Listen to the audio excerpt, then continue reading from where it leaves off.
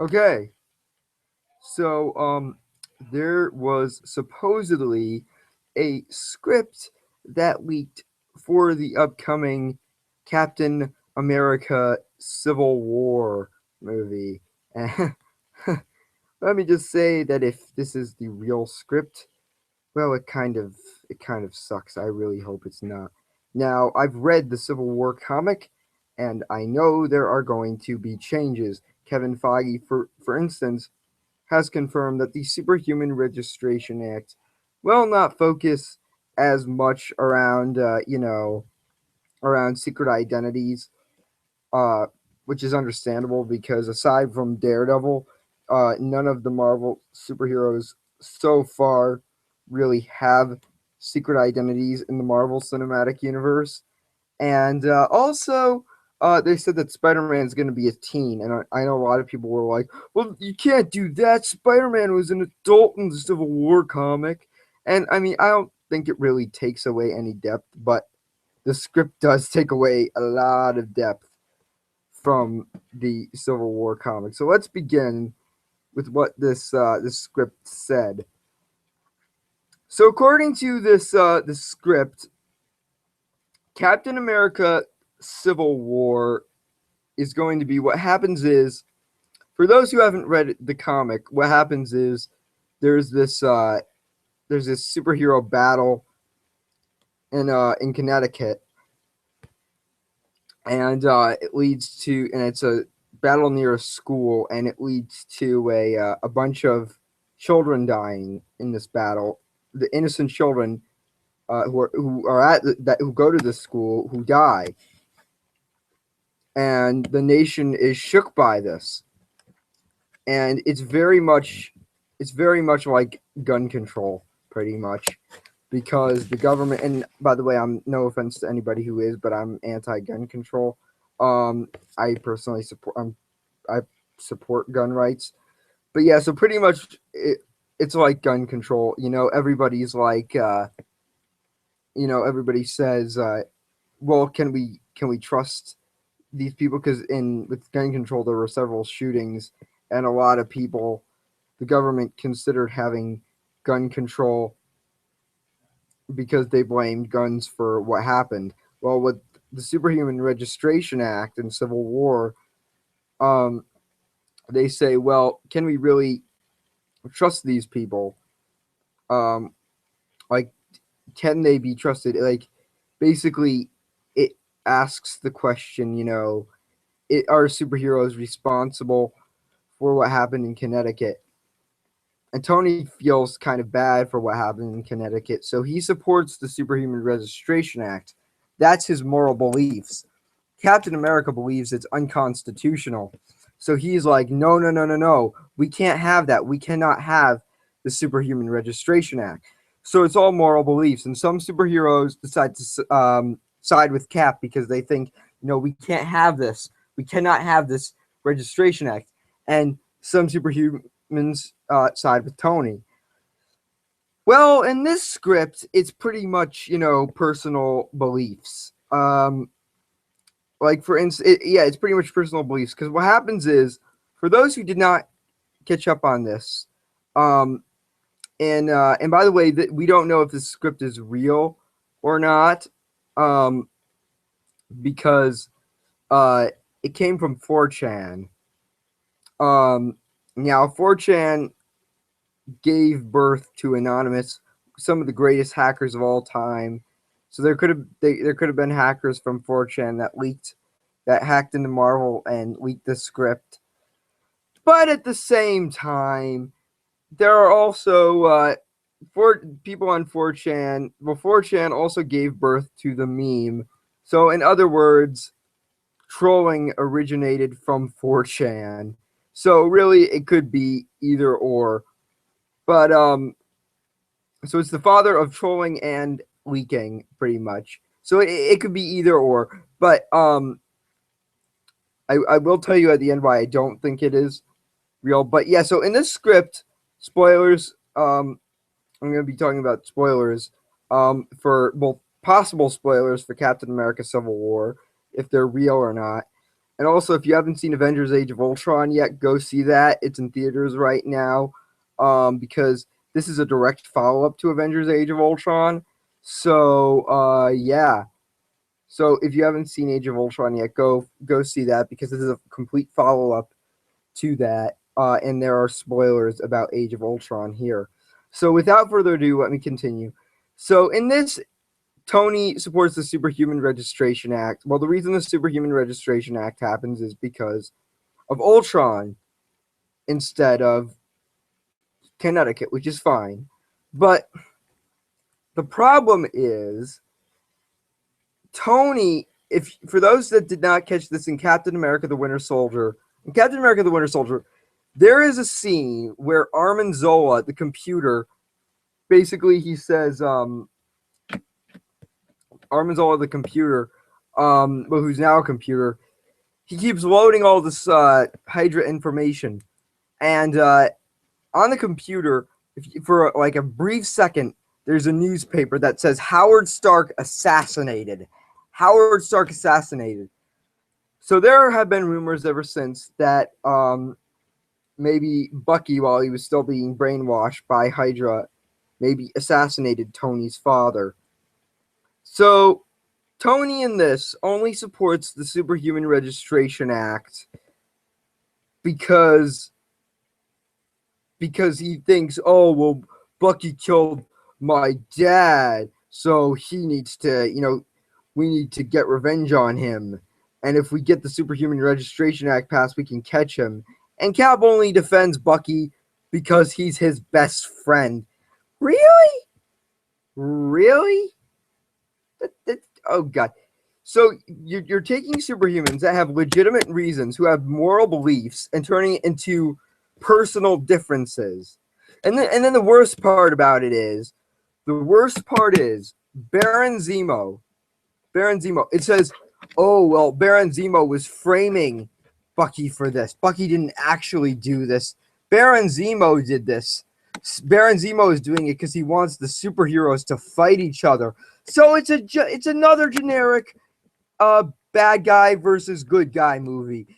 Thanks. Great. So it's nowhere near as moving as that is in the comics. So that really made me upset. Another thing was the team. So it says in the scripts that obviously Captain America at this point is leading the new Avengers with War Machine and Falcon and Scarlet Witch and everybody else. But and they said, by the way, all the Avengers from Age of Ultron are in there except for Thor and Hulk. Thor probably went back for what happened in the events of Thor Ragnarok. Hulk went into space. I don't know if that's supposed to be hinting towards Planet Hulk. I mean, I know a lot of people have wanted a Planet Hulk movie for a while, but Marvel doesn't have the rights to make another solo Hulk movie, so I don't know if that's going to tie in with Infinity War or not. But whatever. So what happens is basically, what's his name? So Captain America. Well, what happens is the teams. Oh, that's right, the team. Sorry, I got a little bit. I forgot what I was about to say there. But the teams are very weird in the script. Okay, so first of all, I can understand why Falcon is on Cap's side. I can understand why War Machine is on Tony's side. But one thing I really didn't get was it said that Vision and Scarlet Witch were on Cap's side and Black Widow was on Tony's side. That makes no sense. Okay, Scarlet Witch, the whole reason the government wants to pass the Superhuman Registration Act is because Ultron did all this crap to the world. And Scarlet Witch had her brother killed by Ultron, so I think she would probably say, gee, I don't want incidents like this to happen because this led to my brother's death. So why would she be on Cap's side, not supporting the Superhuman Registration Act? I would think she would support the Superhuman Registration Act to try and do her brother justice. So that makes no sense to me. Another thing. Another thing. Vision. Vision was created by Stark. Why is he working for Cap? Couldn't Tony just reprogram? Well, I guess it would be hard to reprogram Vision, but it makes no sense why Vision, who is made out of Stark technology, because Ultron, yeah, Ultron had different views than Tony, but he still had the personality of Tony, and he still had, he still acted in very many ways like Tony. So I would think a little bit of Vision would say, gee, maybe I should support the Superhuman Registration Act. Now, Spider-Man, we'll get to Spider-Man in a little while. Spider-Man is not like the version in the Civil War comics. Now, again, we'll get to that later, but uh, I don't know if they're going to make Vision like Spider-Man, where, because in this, Spider-Man doesn't change sides. It's not like, oh, yeah, I'm going to go around. It's not like in the comics, what happens is Spider-Man, at first he supports the Superhuman Registration Act, and then he decides to change sides and go with Tony, with Cap. They don't do that here. But I wonder if Vision's going to be like that, although they didn't mention that. But yeah, I would get it if they made Vision as like a replacement for Spider-Man, but they're not going to do that, so that doesn't really make any sense for him to be completely on Cap's side.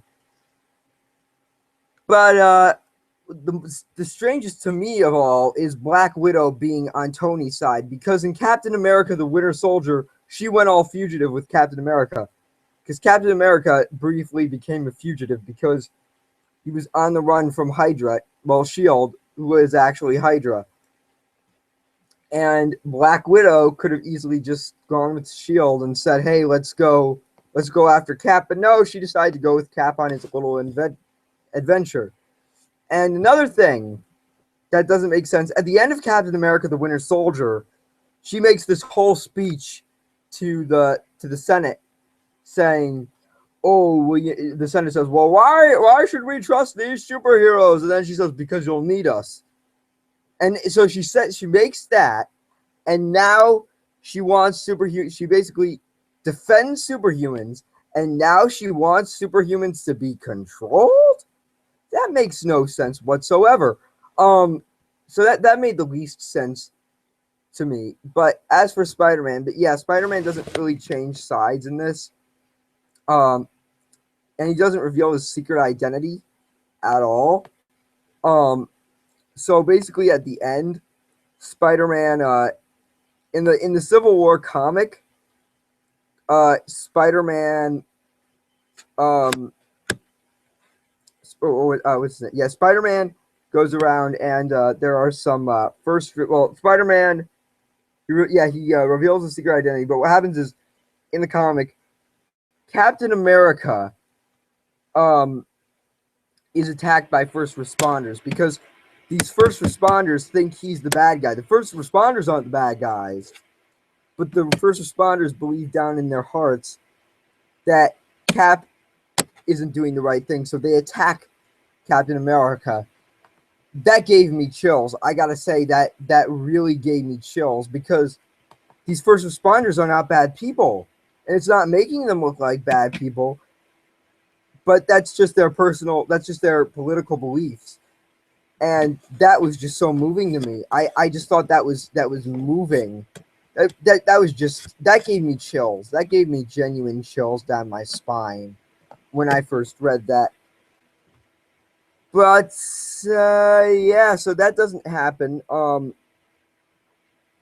then so that doesn't happen. Instead, what happens is Spider-Man, he goes and he saves some innocent people, and Cap is like, well, gee, I just thought Tony was a bad. Well, you're just like, oh yeah, that guy works for Tony, and he's saving people. That's really nice. I'm gonna let the cops arrest me because I view because they're really nice, and I'm not that nice. That makes no sense. That's kind of lame. In the comic, the first responders, he's about to kill Tony. He keeps smashing Tony with the shield. Then he's like, he's about to kill him. Like if he strikes him with his, obviously in the movies it's vibranium, but if he strikes him one more time with his adamantium shield, because in the comics it's adamantium, which makes Wolverine's claws. But because of because X-Men is and Wolverine is owned by Fox, they have to say vibranium, which is owned by Black Panther. We'll get to that too later. So he keeps smashing him with his adamantium shield, and then if he smashes him one more time, Tony will probably be dead. But then he realizes, these first responders, these good people, attacked me. What have I done? What have I done? And he turns himself in. And this, it's just lame. So as for vibranium, they go into a really, really, really touchy political issue by making it look like the U.S. It's making the U.S. look corrupt, which is unfortunately what Hollywood does too much. And don't get me wrong, I like me good. I'm a political buff. I like me some good politics, but I don't want politics in my Marvel movies. Whenever there's a tough political issue on, part of the reason I like both politics and Marvel is, politics really intrigue me. Don't get me wrong, they really do. But one of the things I really like about Marvel is because whenever politics get a bit too rough, and believe me, they do. I always turn to Marvel just to lighten up. But now, no, we're gonna have political sides. Did you learn nothing from the horrific disaster of Superman 4: The Quest for Peace? Everybody hated that movie because part of the reason was because of the missile. With all the missiles that were going on, the missile crisis that was going on in the 80s. It took sides. It made Superman throw all the missiles in the world into space. And now you're going to do something like this. Now, what am I talking about? Well, here's how they do Black Panther in the script. The United Nations says, well, there's all this vibranium used for all these crimes in Wakanda. Wakanda is the homeland of Black Panther. And the vibranium is used for all these crimes. And also, let's not forget that in Avengers Age of Ultron, Ultron uses vibranium. So what I really, really, really don't get is, one thing I really don't get is why they try and make it out like Black Panther is right, because Black Panther basically says, the U.S. says, well, we should collect this vibranium because, there are only tons of crimes being used with this dangerous weapon. And Black Panther's like, no, that's not your stuff. That's my stuff. Well, sure, it's your stuff, but at the same time, it's being used for crimes. They just want to handle it properly. So, I mean, unless you're selfish or something. So Black Panther really just doesn't want the UN, getting involved. He's like, I can handle this. And they make it out like he's the good guy and the UN is the bad guy. Now, I'm not a big fan of the UN, but in this case, they're right. They're completely right, without a doubt. I mean, if you could handle this, if you, the King of Wakanda, were able to handle this, then there wouldn't be all these crimes going on. So I can kind of see why the government would do that, even though I'm anti-registration. I'm on Cap's anti-registration side. So, yeah, that really didn't make a lot of sense to me. And what else? Trying to think. There was another... let me see. Oh yeah, Henry Grinch, Gyrich. He's pretty much, he's like a government. No, well, in the comics, his name is Henry Gyrich, but we don't know if Fox owns the rights to him or not. They may or may not, because in the comics, I believe he had he had a lot to do with the creation of the Sentinels. The Sentinels are robots who are enemies of the X-Men. They were in X-Men Days of Future Past. But yeah, they had a lot to do with the Sentinels' creation in the comics, in the X-Men comics. So that might be a reason why they that might be one reason why Fox owns the rights to Henry Gyrich. But Marvel, at the same time in the comics, he's also had a lot of relations with S.H.I.E.L.D., which is why Marvel might own him. So it's never really been resolved. It's really like one of those Namor, the Submariner cases where we really don't know who owns the rights. So in this, they say he's in it, but his name is Peter Gyrich. That's probably to avoid, lawsuits.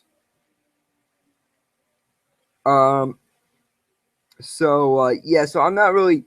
So pretty much he's just another government wacko dude. But yeah, I'm not really loving this script. Oh yeah, one more thing.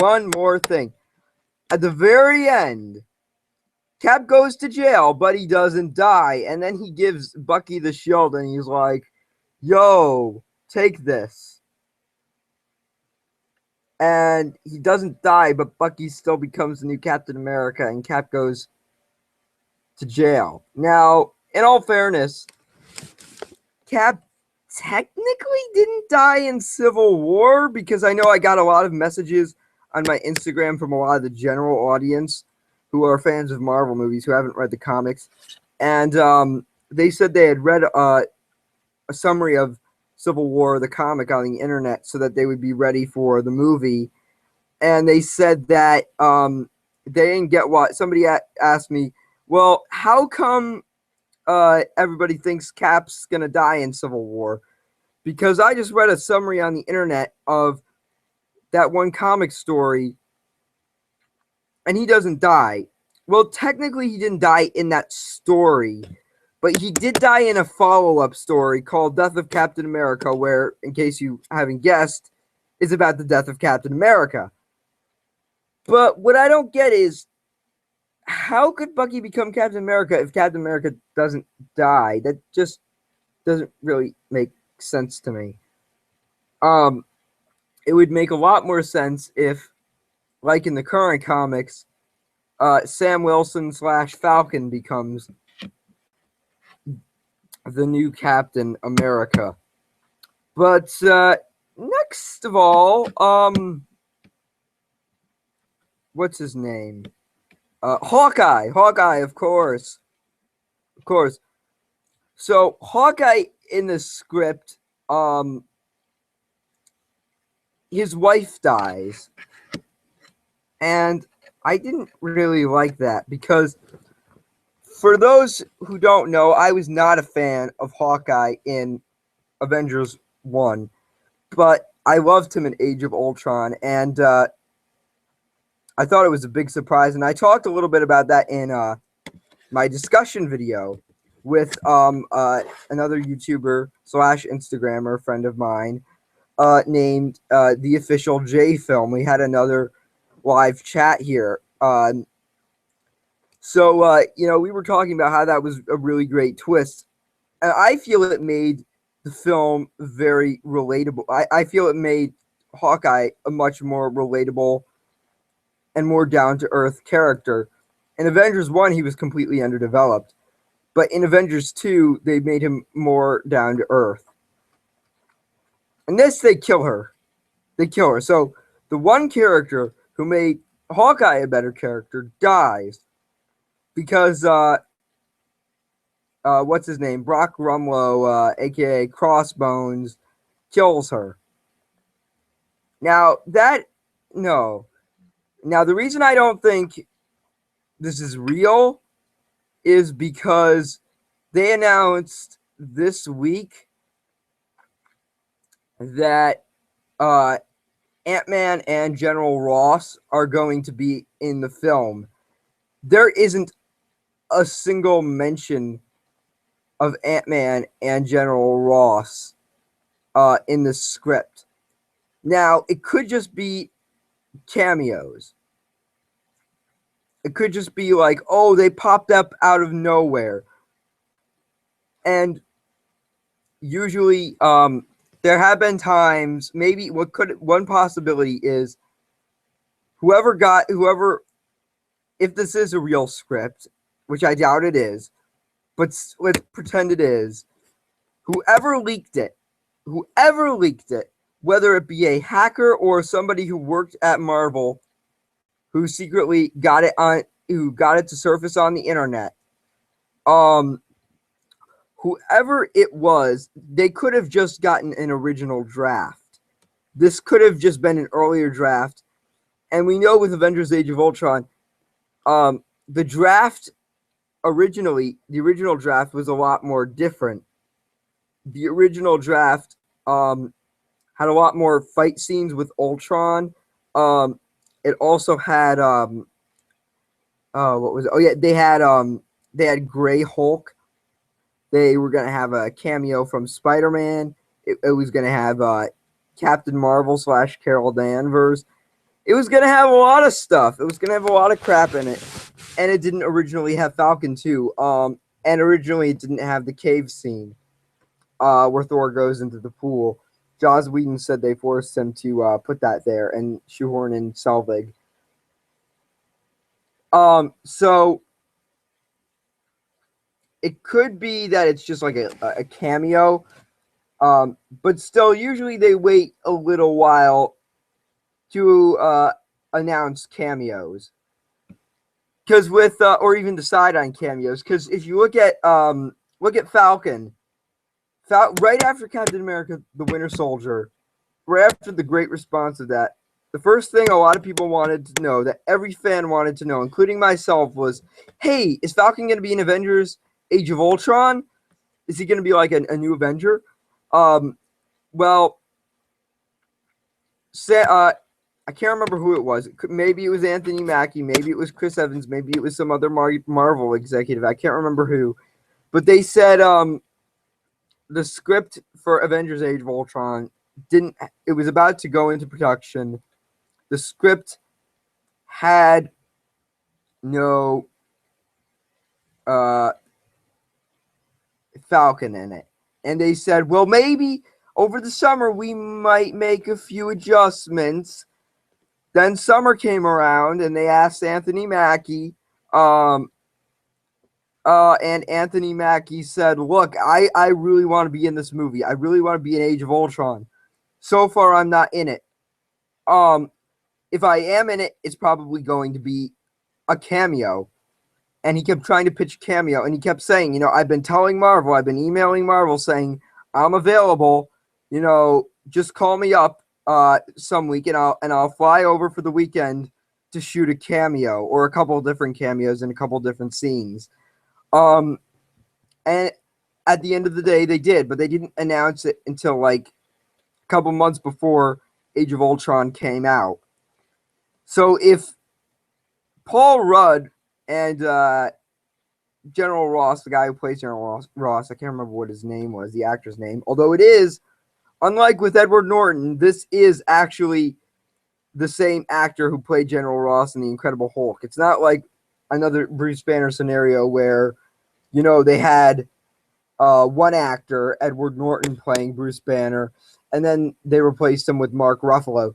No, they actually have one, they're actually getting the same guy back.